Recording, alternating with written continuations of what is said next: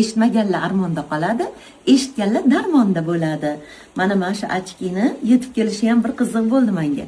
Dugonam menga maqtov urib telefon qilib, siz shu ochkidan oling devordilar. Qizim menga yetkazib kelguncha ancha vaqt o'tib ketdi. U ishxonasida turaverdi. Oxiri keyin bir kun yetib keldi menga. Ishon qiramay taqdim ulayotganlar edi.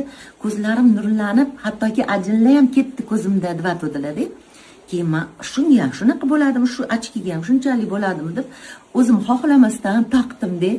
Taqqanimdan keyin telefonni ham, keyin harflarni ham ko'z o'ynaysiz ko'radigan bo'ldim. Ishonsanglar, ishonmasanglar shu narsa ro'y berdi-da.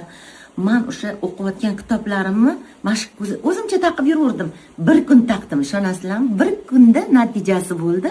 Bir kunda harflarni ko'rib, bir kunda telefonni ham mana ochkini qidirib yurardim. Voy qatga qo'ydim, ochkisiz ko'ra olmasdim. Mashina taqqanimdan keyin menga kerak bo'lmay qoldi-da. Hayron qoldim. Mayli buni bu yoqqa surib turaylik.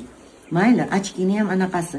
Men stelkani oyog'imni tagiga mana ertalab turardim, oyog'imni yerga bosganimda oyoqlarim, tovonlarim zirqirab og'rirdi-da. Bunda shunaqa mo'jizaviy narsa borligini men hayotda bilmagan ekanman. Oddiygina narsa. Tufling tagiga qo'yadigan podoshvalar bor. Xuddi shunga o'xshadi. Men keyin buni krossovkamni tagiga qo'yib ertalab ishga ketaman. Ishimga ketayotganda kiyib ketdim. Kiyib kelganimdan keyin buni olib qo'yib esimdan ham chiqib ketibdi. Ertasi kuni turganimda